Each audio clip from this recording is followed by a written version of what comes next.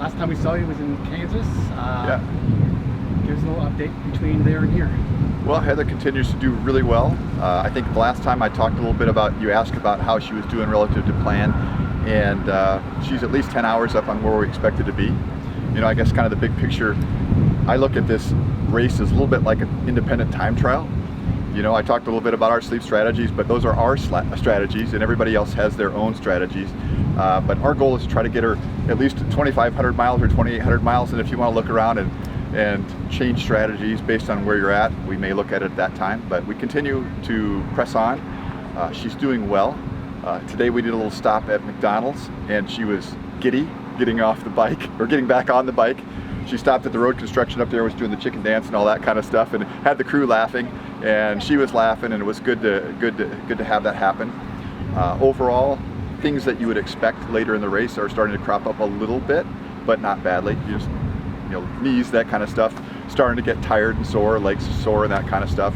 Groin continues to be good, so we're not having any saddle related issues right now, and we're just keep on keeping on. That's what we're saying a lot. So a happy bike is a clean bike. Well, actually, a happy bike is a ridden bike. Alright, so last time I just saw you called yourself the Spreadsheet King. yeah, that's hilarious because after that, all the crew just keeps busting my butt about being the Spreadsheet King and how animated. They've actually looped it and played it back to me. So maybe I'm not really the Spreadsheet King, but I am kind of a geeky, nerdy guy. So let's just say that. Well, let's talk about the geeky, nerdy stuff. Yep. What's her average wattage, or what is there a wattage you're trying to maintain?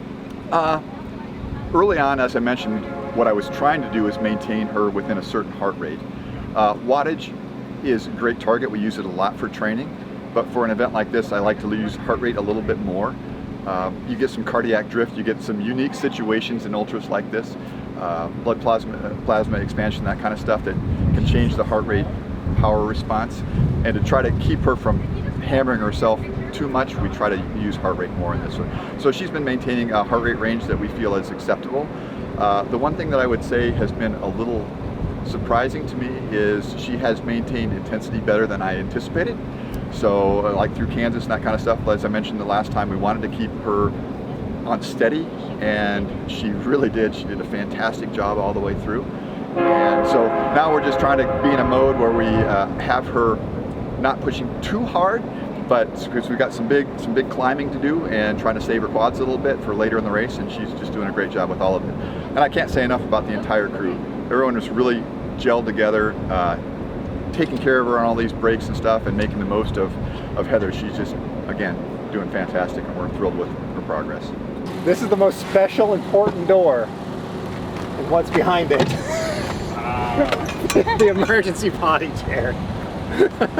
No, it's the princess throne. The princess's throne. Fair enough. The